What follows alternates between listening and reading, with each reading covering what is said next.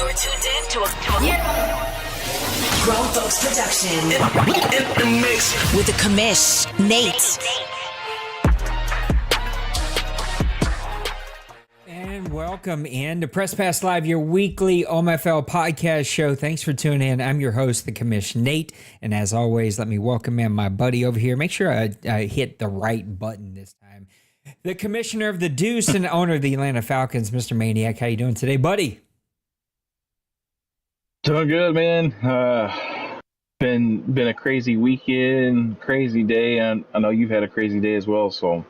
But as always, it's nice to get in and talk about the OMFL and everything that's going on in the leagues.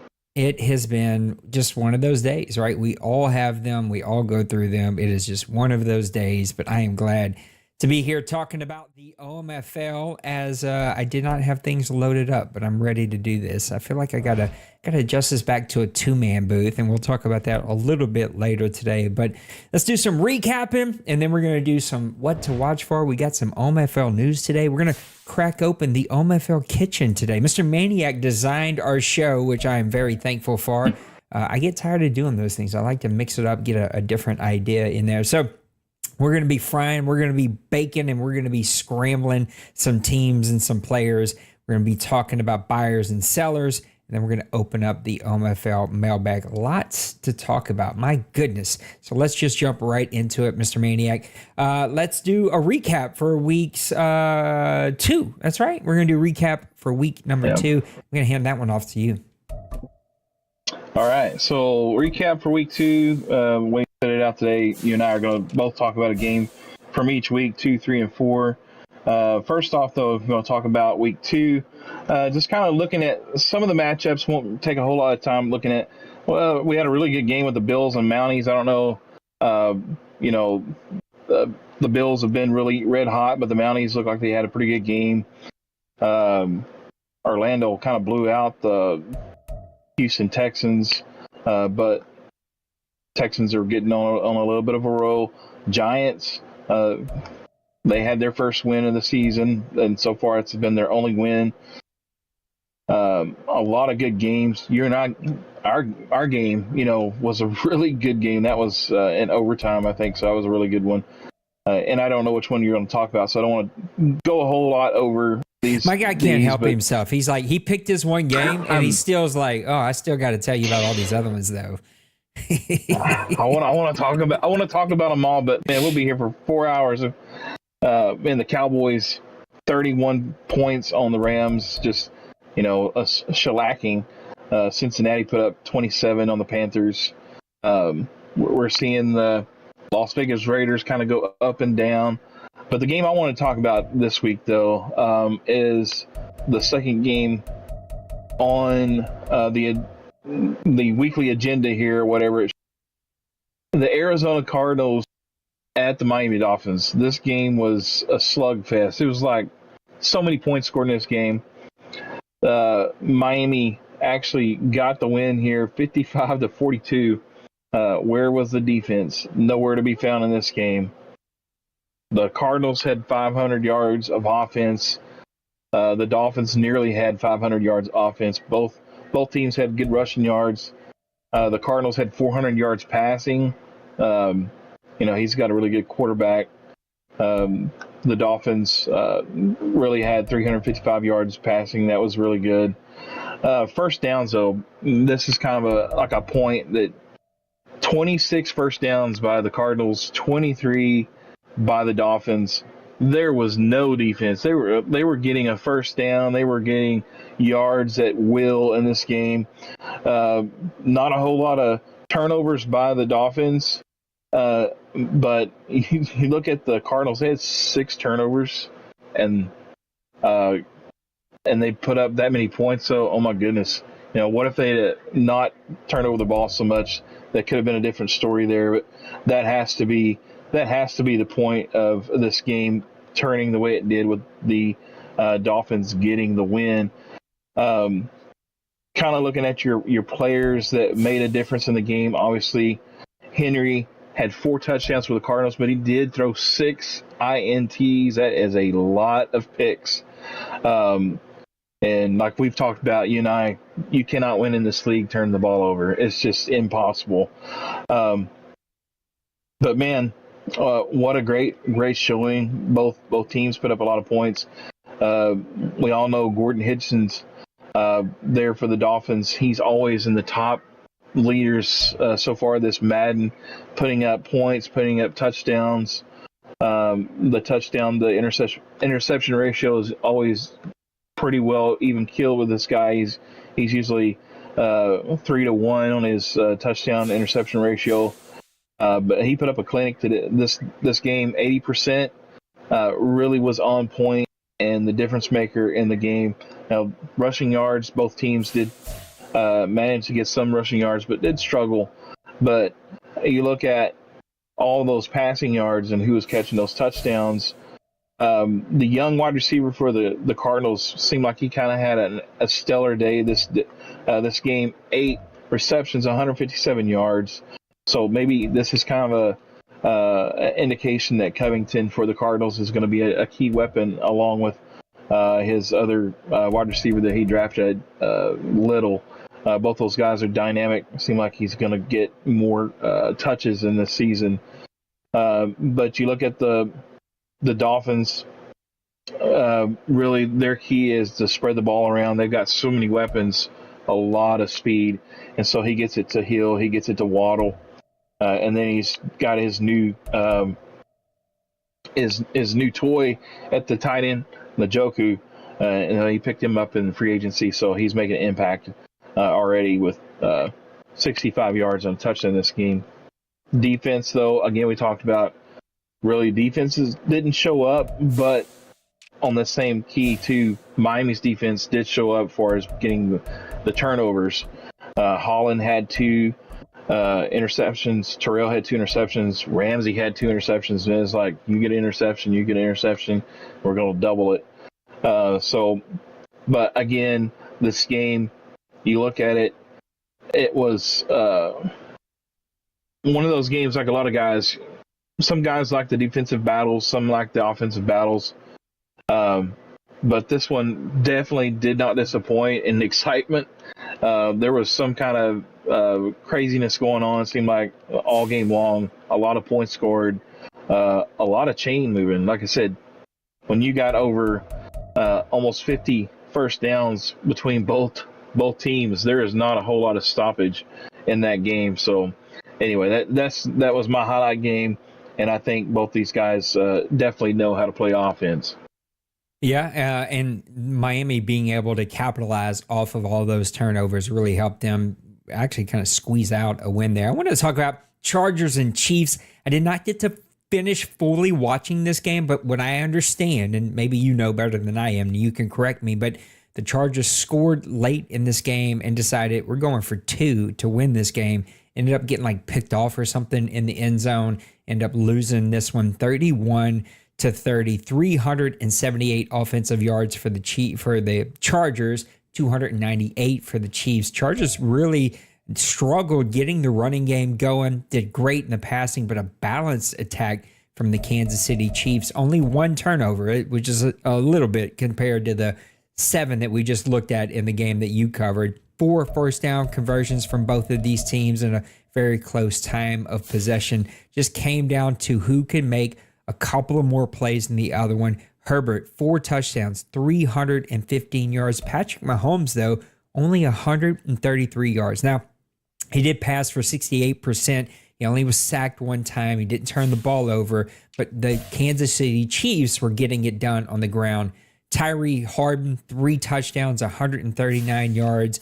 On the Chargers side, it was Quentin Johnson, 6 receptions for 121 yards. And then Colin Fredrickson right behind him, 6 receptions for 80. Both of those guys had a touchdown as well. And the Chargers come up just short of a big victory, though, for the Kansas City Chiefs, a team I'm sure that we're going to talk about throughout this show. One that's like sort of ran hot and cold this entire Madden cycle, but the Chargers, they're hot all the time. So to get a victory against them, even a 1-point victory, is something to be proud of. Let's take a look at week number 3.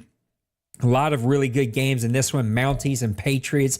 Mounties have changed owners, so Probably not going to talk a lot about their games. Denver and Baltimore. Baltimore falls by 3. That one knocked me right out of the gold sheet and everything else. So I had to get all over nipples for doing that one. The Jets end Trey's sort of season. Not Trey. Yeah, Trey. Jeez, I'm looking at Tim and thinking Trey. I'm all confused here. Trey ended up retiring not long after this game. The Jets, though, flexing on the champion Lions. Tennessee with a 5-point victory over the Green Bay Packers. Orlando squeezing out a victory over the Washington Commanders. Seattle with a close victory over Carolina. I got to watch some of this game. That was a really close one. Pittsburgh squeezing out a victory against your Atlanta Falcons. And then Arizona and San Francisco sort of playing to a bit of a blowout. I'm not sure if this game actually got played. I actually forget. And then my Saints picking up their first loss, getting blown out by San Diego. I know you want to talk about a certain game on this one, so I'm going to skip that one, but I want to talk about Kansas City and the LA Rams. They're currently CPU, but we're going to get the new guy in there. We got to get him invited today. Smace is going to be taking over the LA Rams.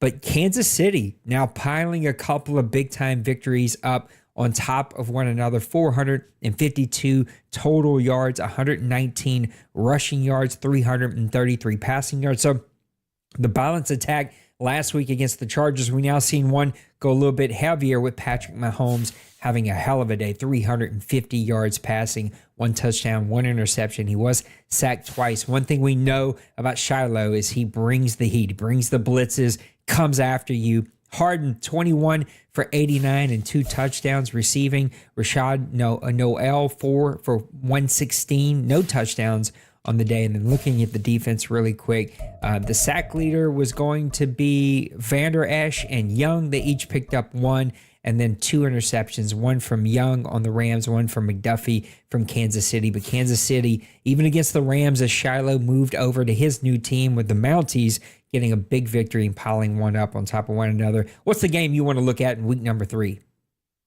All right, week number 3 for me is the Condors and Commanders. This game shows it was a 34-31 victory for Orlando. Let's take a look at a little bit what happened in this game. Both offenses were really kind of set and going pretty well, but the key here, I think, was the time control by the Condors. You look at their rushing attack, 226 yards rushing compared to 85 for the Commanders. The Commanders did have a little bit more success with passing the ball. And if you look at the overall scale of things, it wasn't really real heavy towards the Condor side, but they did manage to almost put up 4 more minutes time of possession in this game. I think the key here, though, if you look at, they were 100% in the red zone, 4 touchdowns in the offensive red zone, compared to 60% by the Commanders, only 2 offensive red zone, and then they had to settle for that field goal, which, if my Texas math is right, that's the difference in this game. So if he gets that touchdown in the red zone, we're talking about the Commanders getting the victory here. Looking at some of the players, one player we want to keep an eye on with the Commanders this season is going to be their rookie quarterback, Cody Raines. He's having a pretty solid season so far. I know Bill had talked about, he spent that draft pick on him. He does have Jordan Love kind of sitting on the bench. But when you got a high draft pick invested in a guy, you want to see what they can bring to your team. And Cody Raines had 250 yards passing, 16-23, 69%. He was definitely on point in this game. Was sacked once, only had 1 interception, 2 touchdowns, though. Richardson for the Condors doing his thing, picking up kind of where he left off last season. He was red hot last season for the Condors. I think he had over 50 touchdowns, and his interception ratio was pretty much around that 2-1, 3-1 ratio. So he had a really great season last season. So he's kind of picking back up where he left off. For the Condors, though, you look at a guy that's been the bell cow for them since he's taken and moved the Colts to Orlando. and changed their name to the Condors. Jonathan Taylor has been that guy for the Condors. 21 carries, 182 yards, 2 touchdowns. If you got this guy on your fantasy team here in the OMFL, you're happy because he's putting up some points for you. Another guy that I like to look at is Shady Shevers, whatever. I don't know how you say that name, but I like Shady Shevers. I don't know if that's correct. Bill's in the chat. He'll correct us. Yeah, he'll correct us. But first name Shady he's somebody that I have my eye on in the draft. So again, I like to kind of keep up with him, and prod myself for the rest of the season. Like, this is a guy you could have had, but he's didn't have a great day, but obviously 5 yards of carry, not bad. And so he's a guy that the Commanders are also going to build around. Receiving, not a whole lot of great things going on, but it was McLaren for the Commanders had 6 receptions, 92 yards. Not a whole lot going on for the Commanders. We're not seeing the numbers from Downs like we had last season. Downs was putting up 15 catches a game, nearly. Only had 4 catches this game. But I think if you look at the defensive side of things, Washington really has a good defense. They're very solid. They get after you, and they're going to be sure tacklers. You see the top 2 tacklers from the game. There's 2 listed here from the Commanders, Davis, Forrest. Both those guys hit 8 tackles. And then you got guys from Orlando, Wheatley, Gallimore. These 2 guys are here. I think Wheatley is going to be one of those guys that's going to make an impact in this league. And he's also got this guy, Gallimore, on his defensive line. I think are going to make impacts as well. The defense, though, again, the Commanders, we've seen him when he was with Buffalo, put basically the brakes on the Jets and their offensive output. He's kind of done the same thing on the NFC side, but when you got the Condors putting up this many points on him, it's a great battle, though. Great game. This was a game definitely to watch, and congratulations to Orlando getting that victory. All right, let's take a look at week number 4, and for that one, I'm going to let you take it away. All right, week number 4. Hate to talk about, our games, but I went ahead and I picked out this game. There was a lot of games to choose from, and again, I can talk for hours and make this a super long show. I want to point out one game, though. San Francisco and Las Vegas. Las Vegas actually kept this one pretty close. And I don't know which game you're going to talk about, so I'm not going to talk about a whole lot of different ones. So I'm going to get right into Atlanta and New Orleans. This game was definitely a good game. Both of our games, we had a game in week 2, had a break, and then back again the next week to play each other. So, but both games were just like nip and tuck all the way. First game went into overtime. This game was looking like it was going into overtime, and it was just one of those games where, like you said, it's a feel-good game. Even though you don't get the loss, like I lost in the other one, and I won this one. But it's one of those games that makes you feel like you're glad to be a part of the OMFL and the type of football that's being played on the sticks here. Offensive yards gain. You actually outdid me in this game, 324 yards. Your rushing attack, first game, you ran all over me. So my point of deal was like, I got to stop his run because if not, it's going to be a long day again. And we kind of held you in check, 92 yards that compared to 200 and something, I think, the first game combined.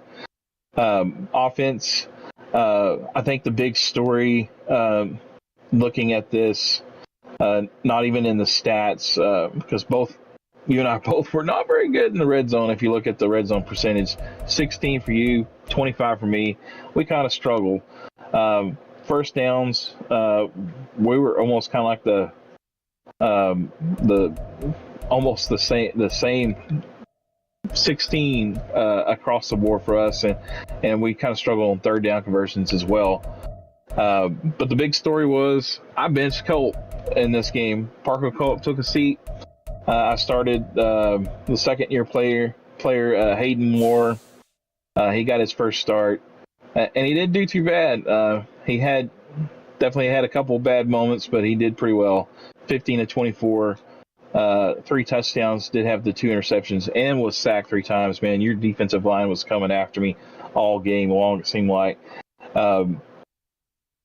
Your rookie guy, quarterback here, Mark Anthony, struggled a little bit through the 5 picks. A little bit. Definitely. I'm being nice, okay. But yeah, he did have struggles. And I didn't get the sacks on you, but there was a little bit of pressure, I think, coming here and there on you that kind of caused you to make some bad decisions. Again, you kind of held B.J. Robinson in check.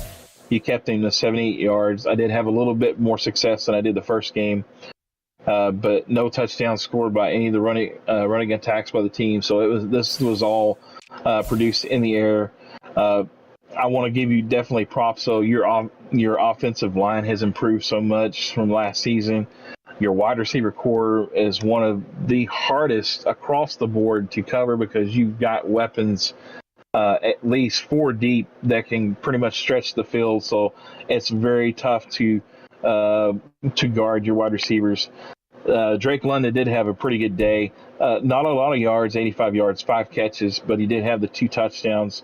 Sears would not be denied a touchdown in this game as well. I don't know if you look at him, he's probably had a touchdown streak in quite a few games because he seems like he's always getting in the end zone at least once a game. 6 catches for 79 yards. Again, though, but talking about your wide receiver core, Rashid, he definitely is one of those underrated guys that once you bring him in, you better be aware of where he's at on the field because he's going to make his impact known. And he did get a touchdown catch. He only had 2 catches, but he was open for that touchdown, wide open. Defense, again, we talked about. We both did pretty well on defense. I think this game, with my game plan coming into this game was obviously stop your run, and that was one of the things that I was able to keep in check. Didn't completely stop it, but definitely kept it in check.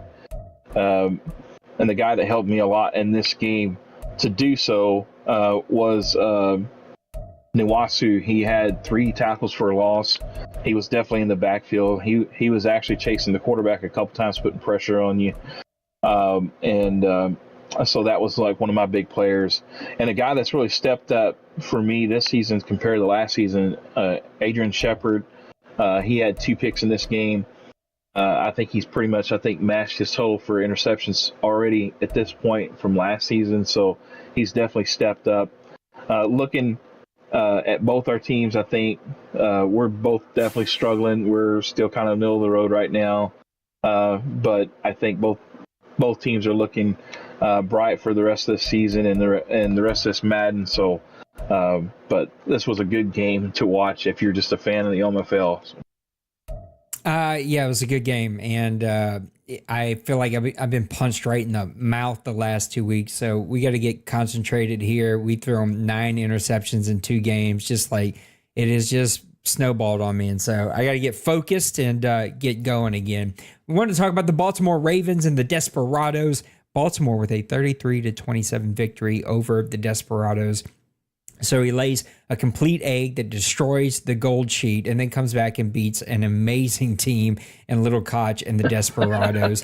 515 yards in offense, 165 on the ground, 350 in the air with 25 first downs. This guy was playing really good football. Dristic, I don't know, I can never say it right. 230, but Jackson 350.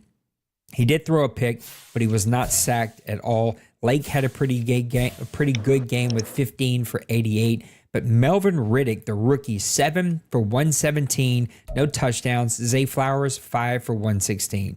Both of these dudes were big play dudes, making massive plays all day long, along a 40 and 35. And then a quick look at the defense, which is usually where Baltimore shines, but they gave up a ton of points today. Owe was the sack leader with 1, the only sack on the day, and then Ward for Little Koch was the only guy to get an interception. And the Baltimore Ravens coming with a big victory that they needed here early in the season. Let's take a look at week number, what do we got? 5, 6, and 7. So I'll take a quick look at number 5, which is where we currently are. Kansas City and Las Vegas Raiders. I'm sure this will be a game that we talk about later on. Kansas City falls by 1 point after getting those big victories. He falls 28-27 here. What other games here that are going to be really good? Vikings and Lions. You got Fleury and Tim, his first time with the Detroit Lions. That's going to be a really good game. Hopefully a rematch of OMFL Bowl 100 or 101. Jeez, I don't know. So many have gone since then, but Saints versus Bengals, that'll happen hopefully later tonight. Brand new Rams owner. Well, he actually is playing the old Rams owner in Shilobad. So hopefully we'll get I don't want to keep saying Fleury, but Smason here as the Rams, and those two guys are going to go at it. And Shilobad, he knows that Rams team better than anyone. 49ers Seahawks. Yes. Sign me up. I want to watch this one. That's going to be a really fun game between two very good teams. Broncos trying to get some things going there. Cardinals, we know what they can do. Falcons, Bucks, that's going to be a ton of fun to watch. Chargers, Jets. And we've got some really pivotal matchups here. Chargers and Jets, Falcons, Buccaneers. Sign me up for those. What about week number 6? What's up, Kevin and Bill? All right, week number 6, we've got some possibly good matchups here. The Chiefs are kind of resurgent. The very first one off the board here is the Chiefs versus hosting the Seahawks. Have the Chiefs figured some things out? Have they arrived back into being a team that's going to be competitive? Well, here's a good matchup to find out, because Meek Boy and those Seahawks are tough to play. I'm telling you, they stretch the field so easy with that wide receiver core that he's got. So it should be a good matchup. Texans, Ravens, Roger. He is starting to get some things going, and definitely proud of Roger and the improvement that he's made. But we've got Mr. Nips here with his Baltimore Ravens. He's like the ultimate OMFL Dr. Jekyll, Mr. Hyde. You don't know who's going to show up. You never know. But I'm telling you, like, those Ravens can put up points at any moment. And looking at the matchup here in the AFC South, you're going to look at the Condors versus the Titans. Penguins look like he's got his team rolling. The Condors looking to try to get back to the glory of the OMFL Bowl here. And so the Titans, though, are definitely going to be standing in the way, I think, this season of that. And this is going to be a great matchup to check out. You could look at the Commanders and the Cowboys. Definitely is always a good matchup between Bill and Dwayne. Dolphins, Patriots, lost sniper, Rusty. His quarterback has definitely gotten things picked up for him and helping his team to be competitive this season. Jaguars, Giants, this is probably one that you would want to avoid watching. I don't know. Both guys, it sometimes seems like they've struggled, and so both Giant fans, though, so it definitely could be one to watch as well. Buccaneers, Rams, Jets, Vikings. I think this one's going to be probably a good one. Both guys are, I believe, if I'm not mistaken, sometimes I get it mixed up, but I think both guys are buddies. And so Fleury facing off and hosting Kobe and his Jets probably be a good one. Who knows, could be a potential bowl matchup in season 109. Desperados, we'll always call this one the Buddy Bowl. Yeah. But the Bengals and the Desperados, I think this is going to be a good game. Obviously, I don't know what you're going to get on the defensive side, but you're going to get some offensive fireworks in this game for sure. Both guys got dynamic wide receivers that can make you pay at any moment in the game. Panthers, Falcons, I think this one will be a good one as well. Bird, he has struggled a little bit, but I think he did get his first win on the season. But man, he is always a tough out. The new look Lions with Tim face off Big Hurt. This is going to be a big test for him to see if he's actually going to be competitive against some of the big dogs with his favorite team. And that would be my lookout for week 6. I'll take a look at week number 7, but a quick update. 7-0 Seahawks. 4 minutes left in the third quarter. 49ers have the ball on the Seahawks side of the field. So a great defensive game. Not something we see a lot here, especially with the all-pro settings, but it looks like a good game going on. Don't leave us, though. You can kind of second screen the other one. Week number 7, Ravens, Condors. You said it perfectly. You never know what you're going to get with the Ravens, but he better show up to this game to play or he's going to get punched right in the mouth. These two guys had a classic game late in the season, maybe playoffs. I'm getting mixed up. I think it was late in the season where basically they had a bit of a disagreement. Nipples didn't like what he was seeing, RPOs or something. I don't know. Nipples gets frustrated by things, and he just basically quit on the game. He finished it. He didn't quit, but he just stopped trying. So hopefully we get to see him trying for the entire game here. What are some good games? Who knows what Mounties versus Vikings look like by the time we get to week number 7. Hopefully that's going to be a really fun game to watch. Panthers and Saints should be fun. I don't know what's going to happen with my team by then. Bird is still trying to figure his team out. I think it's all mental for Bird, though. If Bird can get his confidence going, I think he's going to bounce back pretty quickly. 49ers and Chiefs might be a really fun one. Commanders and Eagles, those guys always battle it out and have really good games. Giants and Rams, we're going to have a brand new Rams owner by then. Giants and Colin also still trying to find some big momentum. Chargers and Cardinals, that's going to be a great one. Steelers and Bengals, that's going to be a great one. But I think low-key, Desperados and Buccaneers might be a really, really, really good one. All right, let's go ahead and take a look at the OMFL news. Let's bring in our buddy, Mr. I was like, where'd he go? Let's bring in our buddy, Mr. Denbrew, for the OMFL news. Take it away, buddy. Welcome back to the OMFL news. I am Denbrew, and here we go. Season 109, and we just advanced to week 5 late yesterday. See, a couple of games have already finished up. What we got this week? So we say goodbye to Trey, longtime owner of those Detroit Lions, current OMFL champ, and just an all-around good dude. Trey, you'll be missed. Trey was always like super in tune with what was going on in the OMFL. He knew about everybody's team, who was playing who had what draft picks. He was just very in tuned, and he provided a lot of good insight on these on the Press Pass Live weekly show and then the draft shows. He was very in tuned. He loved his Detroit Lions, and I'm sure we'll see him again back here in the OMFL, but until then, take care of yourself, Trey. So when someone leaves, we always welcome in a new owner, and I'm not so sure I know this guy. I don't think I've played against him ever. He'll be taking over the LA Rams, and what I thought was funny was the Rams play the Mounties, and the Mounties owner is now the old Rams owner. So Shiloh Bad taking over the Mounties from Tim, who's leaving to go to the Detroit Lions to take over his home team. Yada yada yada. But anyway, Rams and Mounties this week face off. So new owner versus old owner there.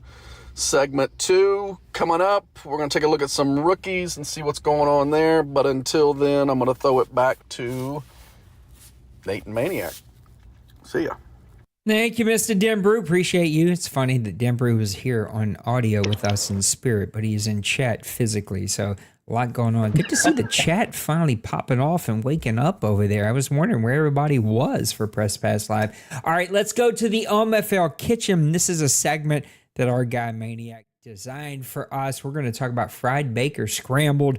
Let's get it started here with who's hot, who's fried. Mr. Maniac, what team do you think is frying hot right now? Looking at this, man, got to pull out the the old apron and get ready to get down and dirty with the with the OMFL. So definitely looking at the red hot the team that is frying hot right now. So if you look at who's undefeated, it doesn't take you long to figure out like some of these teams who are red hot. But I want to look at the Dallas Cowboys and D. Wayne. If you just look at the stats from the points for and the points allowed, he's only allowed 57 points so far on the season. That is insane. He's scored 150. And that's he's tops in the league right now. The Seahawks are the next best. And we just talked about the Seahawks being in a close game right now with the 49ers. So definitely he's kind of living up to that as well. But you look at the Cowboys, what they bring to the table for his offense, and you look at the stats. The Cowboys are always going to be a team that's going to be looking at trying to get the running game going. And then you look at what he does from off of that. He's looking to get his play action pass going with his quarterback and looking at his receivers. I know he's got a great tight end that he's imported over, and that guy just seems to be like the ageless wonder. He's almost like some of the other tight ends like Jason Witten of the past days for the Cowboys. It seems like he goes forever. But you look at the Cowboys on their offensive side right now, 589 yards rushing. That is second right now in the league, only behind, which I'm real surprised, is the Packers at number one.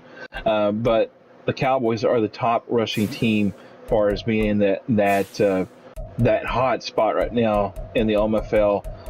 He's passing the ball really well, getting rushing touchdowns, though. 11 rushing touchdowns. That is tops. That's 3 more than the next guy, which is also in his division, 8, the Commanders. So he's getting it done on the ground. Offensive first downs, you look at what he's doing with first downs, 82. That's second right now in the NFC with 82 first downs. So the Giants actually have 100, which I don't really know why Colin is struggling, but he is struggling. But man, the Cowboys just get things done. And then you look at on the defensive side of the ball, they are top in the defensive side. We already talked about the points they're giving up. The amount of rushing yards they're giving up, though, is second best in the league, only behind the Seahawks. But you look where they're really shining, offensive passing yards given up. They've only given up 532 yards of passing offense. That is absolutely you're going to struggle and when you're trying to pass the ball against the Cowboys. So he's just dynamic against the pass. So that is my team right now to look at that is frying hot in the OMFL. And there's so many teams that we could talk about. What's up, PBC? I'm sure the guys in the chat will let you know about who we are and what we are all about. World's longest and oldest online CFM started in 2001, so come check us out. We don't have any spots in this CFM, but we have spots in our second CFM. You could work your way up if you stay plugged in, and if we're for you, because our style is kind of different. Anyway, guys in the chat, y'all do your thing. We could talk about the Bills. We could talk about the Seahawks. We could talk about the Bucks, the 49ers, the Bengals, the Jets. Heck, you could even talk about the Chiefs, who are at 3-2 and got a little bit of a winning streak until this past week where they lost by 1. I'm just saying there's a lot of really good teams, but a lot of teams that we sort of talk about all the time. Mr. Denver, I still feel the shots fired from you a couple years ago when you were like, all you guys do is talk about the NFC. I know that we do talk a lot about specific teams, well, because those specific teams win a lot around here. But, man, I got to talk about the Tennessee Titans. We got to give Pepper some of Penguins some love as he has really figured things out. He is sitting at 4-0. He is 8th in points for, 6th in points allowed. Now, he's not doing great on the offensive passing yards per game. He's 31st. He's 5th in offensive rushing yards per game, 29th total. So that passing yards really have hurt him. He's 20th in total defensive passing. 13th in defensive rushing, 18th in total passing or total defense. But the Tennessee Titans were a complete rebuild for him. He goes over there, gets the left-handed hooker to come from Detroit. He's got Nick Samuels, who's been there for a couple years. He's moved away from a couple of other quarterbacks. He's sort of, I think, dealing with some injuries from time to time with Hooker, but Samuels can still get the thing done whenever he is in there. Shamar Weaver's got 58 for 315. He's averaging almost 6 yards a carry. Spears is over 6 yards a carry, and then he likes that Trey offense. Even gets in a couple wide receiver screens from time to time, reverses, things like that. Lowry's got 2 for 48. Receiving wise, Evans is his big guy. Duke Evans, 6 foot out of Michigan State, 11 receptions so far this season, 259 with 3 touchdowns. Not even going to try this name. You guys can read it.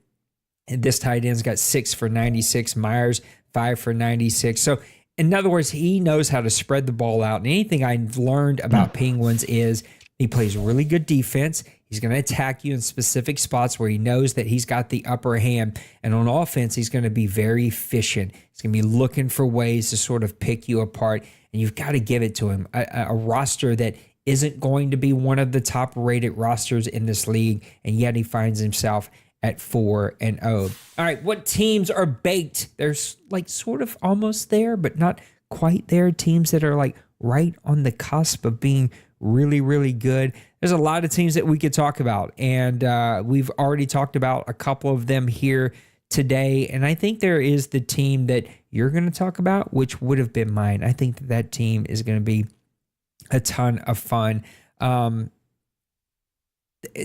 one that pops into my head is tough. I want to talk about the Ravens, but it's like, is it their team or is it their owner? Because we never know what we're going to get from our guy Nipples. So let's go ahead and talk about the team that is already in the chat. Where's he at? Mr. Fleury says both the Vikings games are fixed to be blowout losses. I don't know what anyone's saying. Vikings 4-13 season incoming, but we're going to talk about the Minnesota Vikings because I think they're a team right there on the cusp. Now Fleury's been there for, I think he joined middle, late, something like that last season. Maybe he was here all last season. It all blends together for me, but he shipped off what would have been a franchise quarterback. He brings over Brock Purdy, who's started the last couple of games, though Sherrod also has some playing time here. So maybe he's still twinking and moving and like twiddling and trying to find the guy that he really, really wants. But the last game that I watched was Brock Purdy.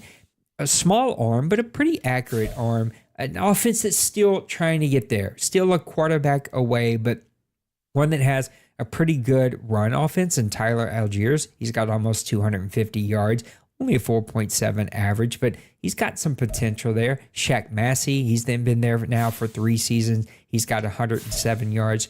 Justin Jefferson, the guy's a stud. Probably one of the more underutilized talents that we've seen so far this Madden cycle. 25 for 465, 2 touchdowns.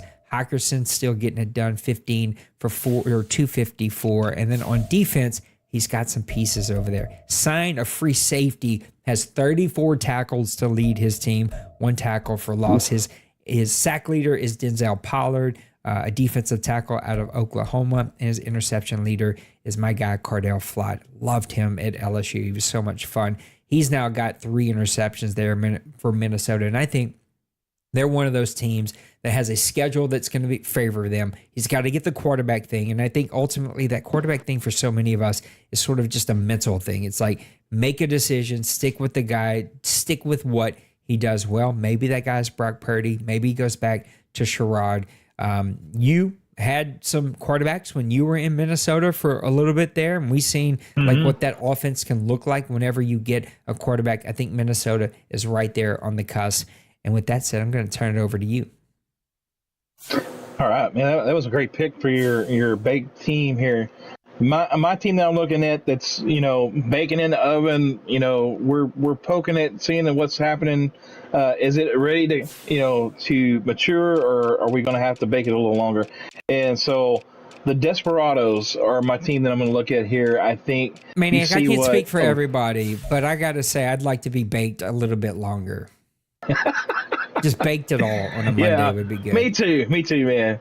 There's never anything wrong, I think, with being baked just a little bit longer. So We got to bring our Pootie in here for he's the baked expert. I'm pretty sure he could help tell us exactly what we need. But you look at the Desperados, what he's done in the last couple of drafts. He's built this team, and really the Desperados, which is formerly the Browns, the last couple of Maddens, they've been a pretty solid team to start off with in a Madden. They've got their defensive side of the ball has been the best side of the ball to start off with the Browns, and you start kind of adding some pieces to the offense, and you kind of have a team that's ready to compete after a season or two really well. But you see what Little Koch has done with that team through the draft. He's drafted really well. He's drafted a couple of guys that are just absolute studs on offense. And then he's drafted this quarterback, Dreislick or whatever, however you say his name. But, man, the dude has just been a stellar. You look at his offensive output in the offense ranking of the OMFL. He's about number 8 right now in offense total yards, 1980. So he's only 20 yards away from producing 2,000 yards so far on the season. The passing yards is where he excels, 1,123 yards. That's going to put him about 10 or so there in the league.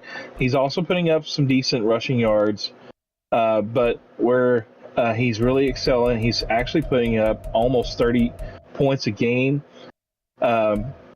And he's pretty much even kill across the board on the offense for his touchdown output from his passing and his rushing attack. He's still struggling, I think, a little bit on defense. Sometimes this Madden, it can kind of force your hand. We've all had the situation where it's like, I can't get no pass rush, or I can't get this, and so sometimes that can be a stumbling block for a lot of owners and stuff. But I think looking at what his team's given up, his team's given up 101 points.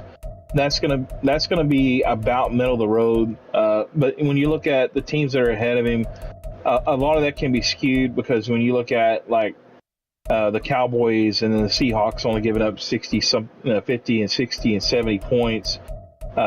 He's kind of right there, and so he's not getting a lot of turnovers or the sacks from his team. He's only got 5 sacks and 6 interceptions, but he's really forcing guys to make key decisions or tough decisions in the games that he's playing. And then you look at some of his players. Forgive me as I scroll over here. Well, while you're scrolling, Madden. can I just quickly say he's got 6 interceptions on the year? 5 of them were versus me. Oh no, I didn't mean to bring up bad I memories for you single-handedly there, put buddy. people in the Pro Bowl. That's what I do around here. Oh, but Dry Stick, man, he's not putting up great numbers so far this season, but he's got 5 touchdowns. He's being pretty efficient, 62%. He's got nearly 1,200 yards passing. Rushing, again, not a whole lot. Just to really look at, Nick Chubb is basically his go-to guy. But again, there you only see that team. He's only got like 4 touchdowns with him. Then he's got a young guy in Morton that's also a power back. So, but where you look at his team, where his weapons lie, is Eli Barkley, the second-year player out of Ohio State. He's 5'8", but man, the guy has speed to spare, and he seems to get open everywhere. And then on top of that, he goes and drafts this guy, Levi Mills, that just kind of steps in and does almost the same thing that Barkley does. So, and then you throw in that he picked up Dallas Goedert in free agency. So he really did address his offensive side, and you're seeing that he's starting to reap some of the benefits from that. Again, he's at 2-3, 3-2. I'm not sure exactly what his season record is right now, but you see that he's just kind of getting to the point where, like, at any moment, you can see him go on a run and rack off 5-6 wins and be right in the thick of the playoff hunt here in the OMFL. So watch out. Keep an eye on the Desperados and see how they turn out the rest of this Madden. The Seahawks are going to win this one 10-0. Anybody can shut out D-Money is somebody that should pat themselves on the back. Let's talk about what teams. Put some respect on that name. You got to put some respect on his name, but he also has to prove it in the playoffs, which is something that D-Money has done many, many, many times. Let's talk about the teams that are scrambled. It's completely over for them. Throw them away. What team you want to talk about? So this may be a little bit of a controversy and may raise some eyebrows. But I'm looking at, just for the simple fact, the two teams that we just talked about, the Seahawks and the 49ers in the game that they just played. My team that I'm looking at, and this has nothing to do, like, I'm not headhunting or whatever, but the Cardinals, man, as shockingly as it is, they are 1-3. When you're looking at 1-3 in that division, and those guys are playing the way they're playing, that's already, you're looking for an uphill battle. The thing that I want to look at, though, is his offensive points for and his points allowed. He's allowing 145 points so far on the season, and that's going to be nearly top 5 on the wrong end looking at that. So that's definitely one of the ones that you don't want to be on. Again, he's in the division where he's got D-Money and he's got Meat Boy there. So that's going to be tough, uphill battle. He is putting up pretty decent offense. He's 134. That's going to be about middle of the pack and so far in the OMFL.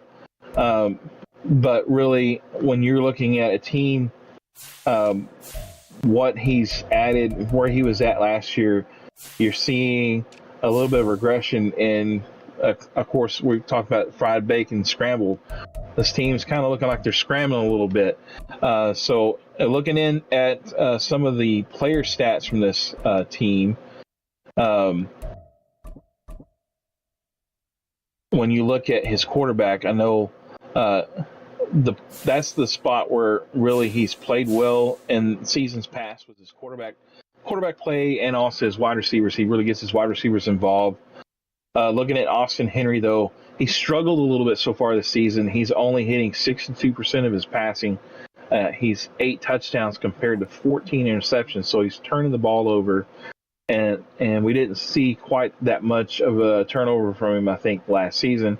He's only been sacked 4 times. He's actually got a decent offensive line.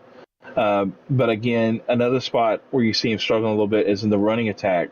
His top running back, Jamal Wilkinson,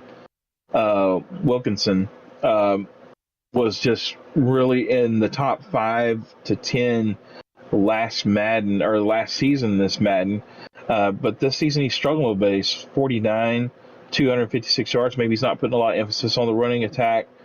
He is getting 5 yards a pop, but he's only got 4 touchdowns so far on the season. Looks like he's kind of struggling a little bit to get his offense rolling, maybe getting his offense solidified in the game. So maybe he's getting behind a little bit and just having to air it all out and go after that. The one spot that you're seeing that he has maybe had some success with is his first year receiver. We talked about him a little bit already, Kyle Covington. He was a top draft pick, but wasn't used a whole lot last season. This season, he's got 21 catches, leading the team right now with 466. But again, we talked about his defense, the points given up, struggling on defense. He's not getting a lot of interceptions, not getting a lot of sacks. And I know we made the change over, can't use the defensive tackle. And so maybe this is affecting him a little bit more than it has affected some other guys. And I know he did have Aaron Donald retired. So again, that anytime you have that kind of a big piece retire from your team, definitely going to hurt you in the long run. But again, this team, I think, looking at his schedule, where he's at with the guys that he's having to face, definitely starting off with a 1-3 record at this point in the season, you got to hand him over to in the scrambling position. Yeah, I want to talk about the Rams. I think their season's over. You got a team that is going to inherit a brand new owner who has. I got to talk with Smace a little bit yesterday. He's got a lot of personal heavy things going on, and so he's going to join. It's going to take him a little bit to kind of get going. So an owner who's going to be tough to get going. An 0-4 team, a team that is lacking some talent, a rookie quarterback. We know that those rookie quarterbacks are hard to get going in arguably the toughest division that our entire league has right now. I mean, it's an argument. I will say it's not a hand me down like toughest division, but it is in the argument, the conversation for one of the toughest divisions. We just seen, what Meek Boy just did, shutting out D-Money, which you could probably count on two fingers how many times D-Money has been shut out in his Madden career. And so division, new owner, rookie quarterback, a team lacking some talent. They should have plenty of cap and plenty of draft assets moving into next season. But I pretty much would have to say this season is going to be over for the LA Rams. And that's a look at the OMFL kitchen. Now we want to talk about some impact players here. I actually want to talk about, or actually hand this one off to you to talk about impact players. We're going to talk about some impact players for both offense and defense. So we'll kind of go back and forth. I'll let you pick, are we starting offense or are we starting defense? But who's an impact player that you got your eye on? Okay, I want to start off with the offense. Definitely a guy that we've seen drafted highly. It's helped his team actually improve and be more competitive in the OMFL since his time that's came into on his team here. And the guy that I'm looking at is Rusty Starr, the quarterback for the Patriots and Lost Sniper. So far this season, he is one of the top quarterbacks. I think right now he's listed as the top. 1,547 yards passing, 104 completions, 172 attempts, 60%, but he's averaging about 300 and almost 10 yards a game. He's put up a rating, 100 rating, 100.6 rating, yards per attempt, 9 yards. So he's really pretty much almost every time he throws the ball, he's getting close to a first down or a first down. He's only been sacked 4 times. His offensive line was one of the top Pro Bowl getters from this last season. Really, definitely has improved his offensive line. So that has helped his guy here, Rusty Starr. 13 touchdowns, 6 interceptions. He's really been an impact player for the Patriots, and you see him making his mark in the OMFL. Yeah, I want to stay in the AFC, and I actually want to go over to the Kansas City Chiefs. Again, they had a tough loss this week by 1 point, but we talked about how they piled a couple of big victories there on top of one another early. And I think you got to look at Tyree Harden. 5'10", 228 out of Georgetown. His second year, man, he's got some things going. 90 attempts, 425 yards, a 4.7 average, and 8 touchdowns already this season. I think he brings balance to that Kansas City Chiefs team. It allows Mahomes to be a bit more picky about making passes because he knows he has a really good running game that can pick up first downs, keep drives going, keep the ball going, get that momentum and that confidence, which so many of us really need. The key for him has not been quarterback, has not been playmakers. Just get a running game going. We've seen him cycle through several different running backs. Harden is now the guy, and he's proven to be the difference maker for Kansas City. All right, so that's a good pick. We've seen that guy. We kind of question, just to kind of go off that, we kind of questioned him when he got rid of CMC and well, of course, he got rid of the guys with D-Money now to start off with. But, he's really made a nice pickup with that guy, and he's really proven that he's a special player in the OMFL. Looking at the defense, my interest is drawn over here to the NFC East. Looking at the Commanders team, again, we've talked about teams that could possibly push Dwayne and make an effort to maybe get that top spot away from Dwayne, since he's kind of that locked down pretty much this whole Madden so far. But you look at a guy, Bill. He's a strong defensive coach, and he always seems to get the most out of his team. And none other than his cornerback, Emmanuel Forbes. This guy has been all over the field. He's got 23 tackles. He's even got a tackle for a loss, so he's making plays behind the line of scrimmage. Not a whole lot, but I mean he's out there on an island, so it's kind of unusual to see a lot of plays made behind the line of scrimmage by a cornerback. But where he shines is in his coverage. 8 interceptions.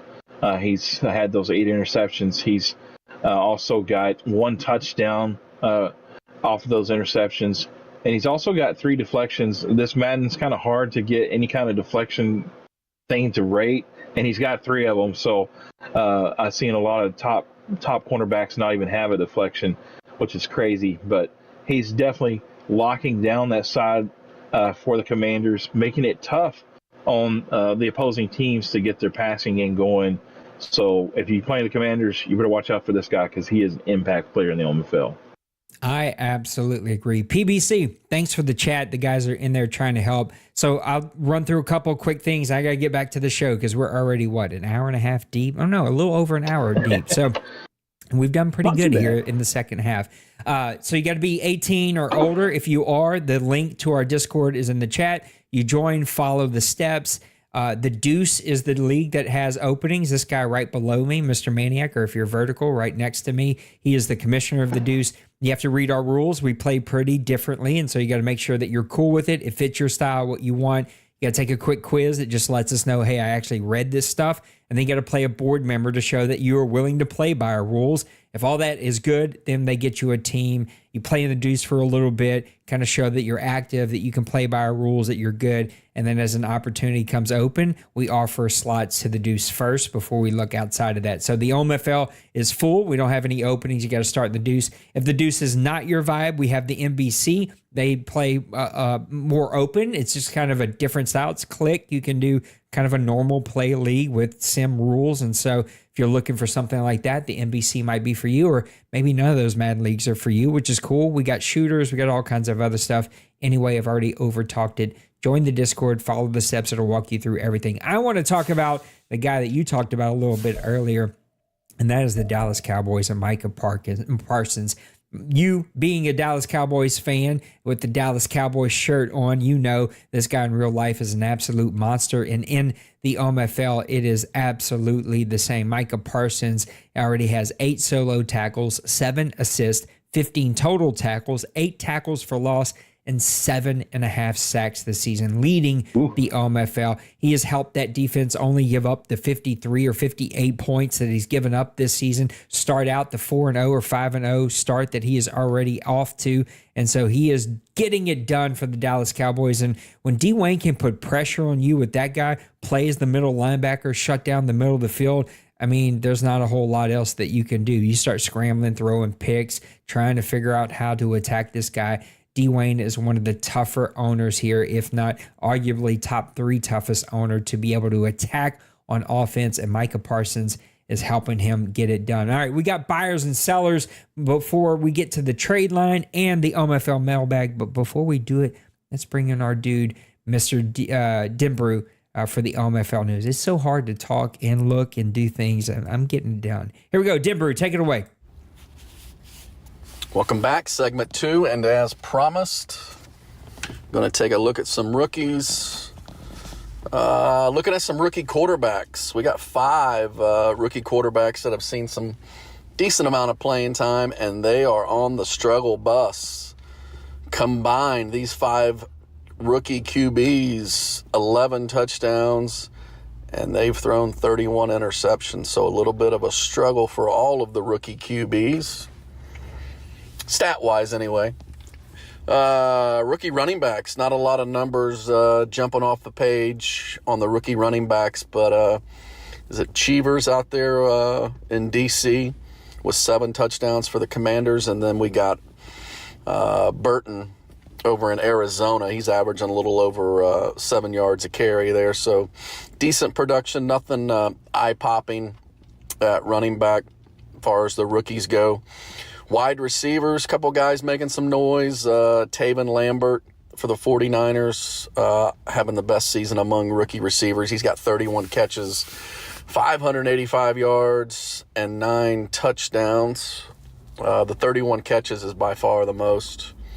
What do we got? Taki? Is that how you say it? And I don't remember who took him now that I'm thinking about it. 15 catches, 473 yards. Maybe that's Jacksonville that has him. Anyway, averaging, the big thing that jumped off the page was his 31 yards a catch, so he must have some speed and is lighting up some DBs early on in the season. Defensive rookies, I thought this was interesting. The Seahawks have got 2 rookie defensive ends, Stryker Clemens and Eric Brown. They've combined for 4.5 sacks through 4 games this season, so good production out of the rookie D ends there in Seattle. And then we had 3 safeties, Cliff Claiborne, Chris Nails, and Derek Johnson, all of those guys with 2 interceptions on the year. 3 safeties, 2 INTs so far through, I think, 4 games for all of those teams.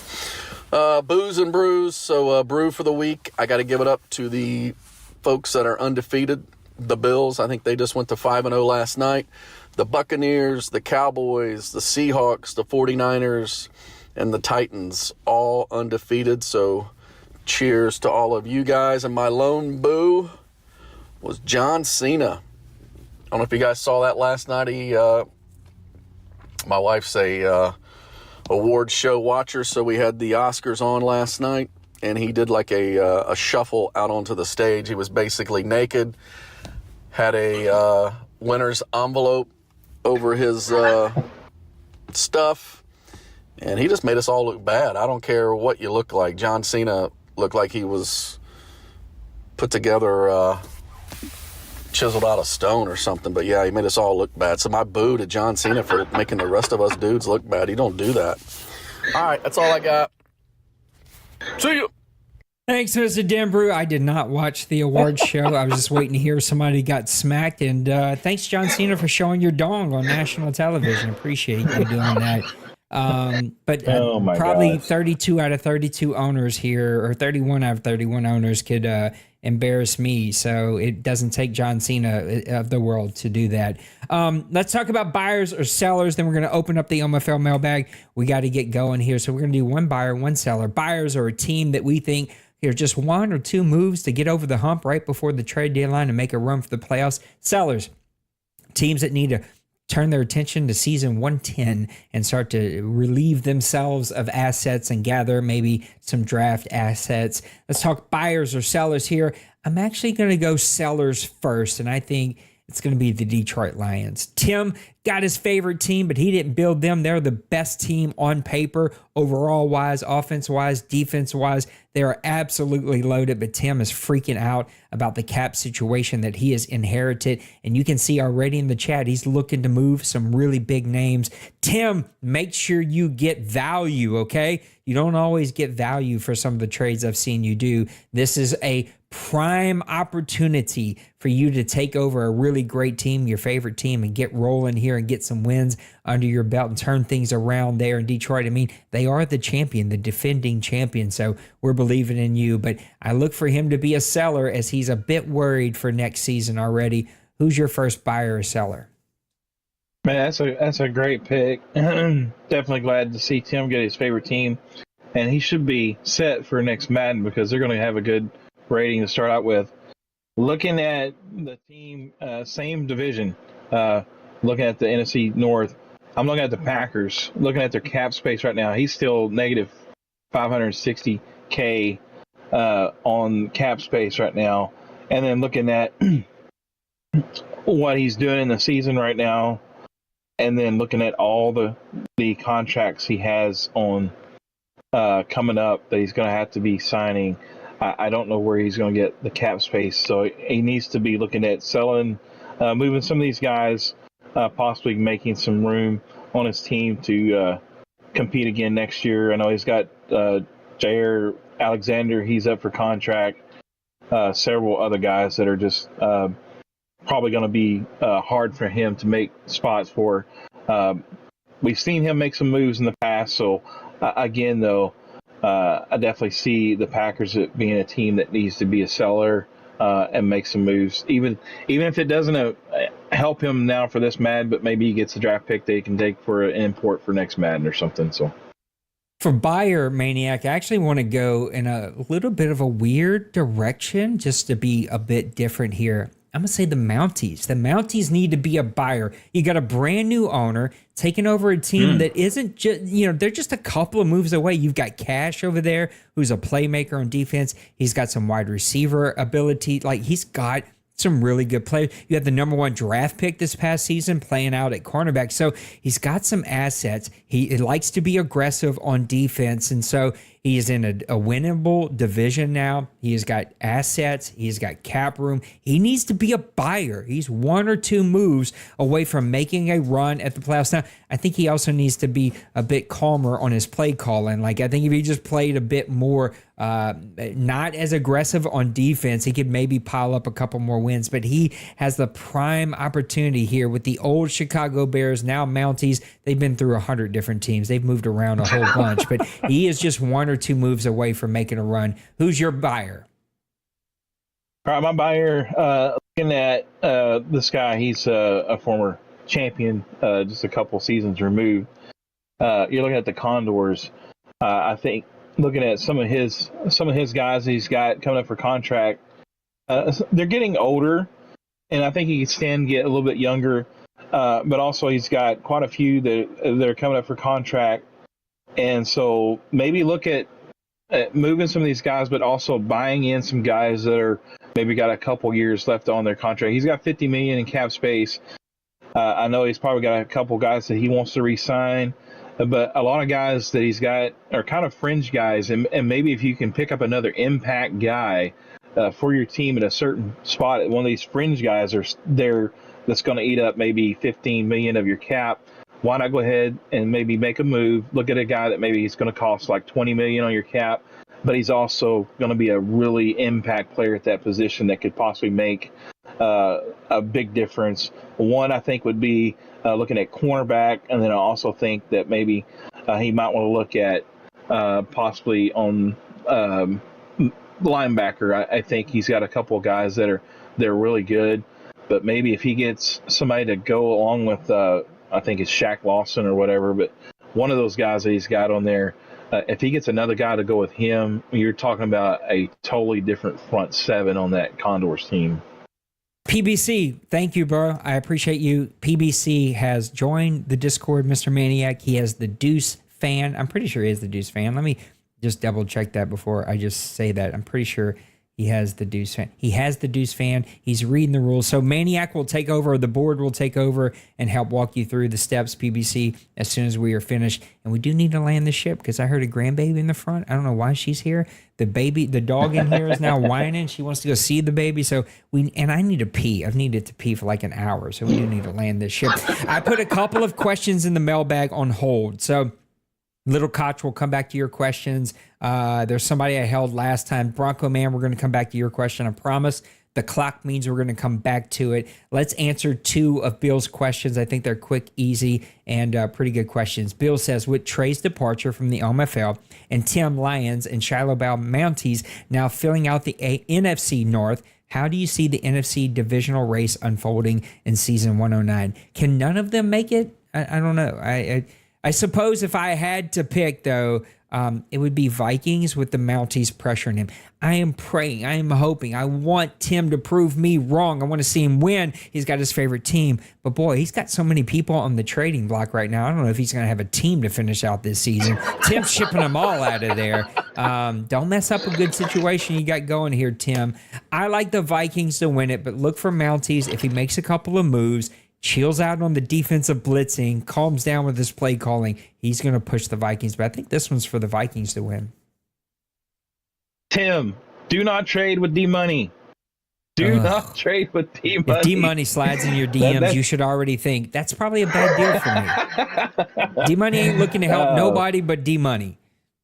Yeah, exactly. So, this one's a loaded question. I mean, it really is. And now with the departure of Trey, Tim taking over the Lions, it really could go any direction. I've seen Tim play really good ball in the Deuce, and in fact, he's playing in the Deuce NFC Championship game against the Eagles.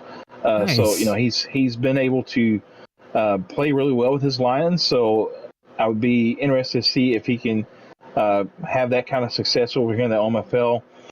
But I have to lean towards the Vikings as well. Mike Fleury, he's playing the Deuce as well, and his favorite team is the Falcons. Sorry, you're not getting the Falcons unless you just really want now their new quarterback. That new contract they just signed. Ugh. But anyway, I think the Vikings. I think he's probably the most stable owner and play caller right now in that division. But we'll see what happens with Shiloh Bad. But, man, I would not be shocked, if anything, if all of a sudden Tim starts really throwing some wins together. Last one, and then we're going to go final thought and wrap this thing up. Through 4 weeks in the OMFL's 109th season, we still have 6 undefeated teams: Bills, Bucks, Cowboys, Seahawks, Titans, 49ers. Do you think that there's a good chance of having more than one team going undefeated in the regular season? I'm going to let you answer this one first. I don't think so. I mean, it's been real rare that we've seen even one team have an undefeated season, but I just don't see it. And obviously, 49ers already fell, so that's one that bit the dust already. So I think looking at that group, you probably got the Cowboys and the Seahawks at the best chance of going undefeated on the season. Titans may have a good chance as well, but I think you look at those 3 teams, and they could prove me wrong, but I don't think I've ever seen it with 2 teams. I agree. I don't see 2 teams, definitely not 3 or more. I see all those teams except for maybe the Cowboys having a slip up. And with that said, the Cowboys don't have a spectacular offense. He doesn't have a spectacular quarterback. So I could see him maybe having a slip up. He plays such great defense. I would think if any of those teams would go undefeated, it would be the Cowboys. Not that the other teams aren't good and can't. I just think we all have those slip up games. You showed up tired, make a couple bad decisions, before you know it, it has gotten away from you. So PBC, thanks for hanging out with us today, man, being part of the group. If you haven't subscribed to the channel, make sure that you do so. Mr. Maniac here and his board will take over and get you through the steps. We understand that our process is pretty different than most leagues, pretty more detailed and in-depth, but it's for a reason, because if owners are not willing to take those steps, then they're probably not going to be committed and hang in there and build a community with us. So anyway, one final thought, Mr. Maniac, take it away. Final thought, putting together the agenda for the show. It is definantly not easy, guys. So I He want had to a lot of good ideas. You just tried to do them all today. Wherever he's at on the screen, I want to give props to this guy because he puts together a tremendously great show each and every week for Past Best Live. So be sure to let Nate know that you appreciate him and the time and effort that he puts in putting these shows together. My final thought, I feel like I owe it to Trey, unless... Did I catch you? Because you look like you froze. I didn't know if you were finished or if you just froze. No, I'm okay. good. All right. It's funny because like on vertical, you'll freeze, and on horizontal, you won't. And then you'll freeze on horizontal, but you won't on vertical. I'm like, hey, YouTube, make up your mind over here. Poor Maniac. He lives way out in the middle of nowhere. So he's just got the best internet that possibly money can buy. I feel like it would be a disservice if we didn't pause and acknowledge that our third kind of party here, the guy that has been with me on Press Pass Live for like 2 years or something like that, our current defending champion, Trey, has decided to walk away from Madden. You will probably still see him in the community. At least I hope so. You will still see him on PlayStation. He's not quit playing games. And as I told him, I hope that we don't see him in another league, and that this is his home. He just feels like Madden is not good for his mental stability right now. He has Asperger's. I don't know if I'm saying that correctly. I think I am, but he has, these things that he has to overcome personally. And so that carries a bit more weight for him. And so I respect that. And it sucks to lose an owner. It happened abruptly. Let's honor the fact that he's still a partner of us. He is still our buddy in the OMFL. He's still in the community. It sucks that he left. But it also gave Tim his favorite team, which excites me. So wish Trey well. Hope he stays connected. He asked if he could continue to be a part of Press Pass Live. I asked him not to be for a bit because I just didn't want it. I just figured it would raise too many questions. Like, wait a second, he can't play in the league, but he's still here. So Trey will hopefully come back one day to the OMFL, but hopefully to Press Pass Live, and hopefully he finds a space that is safe for him and that he is in a better space to enjoy Madden. Maybe that happens through NCAA. So lots of stuff going on. I appreciate all of you. Thanks for hanging out. I got a pretty grandbaby to go love on and get my mind ready for tonight. If you are around, come join me tonight as I play Denbrew and probably get my rent money stolen from me and beat up and thrown into a hole somewhere. But hopefully I can figure out this interception problem. If anybody's got tips, please send them my way. I love you. Take care of yourself. Take care of those around you. We'll see you on the next one. I appreciate Maniac for doing the agenda today. It was awesome. Great show. Guys, I love you. We'll see you on the next one. Later.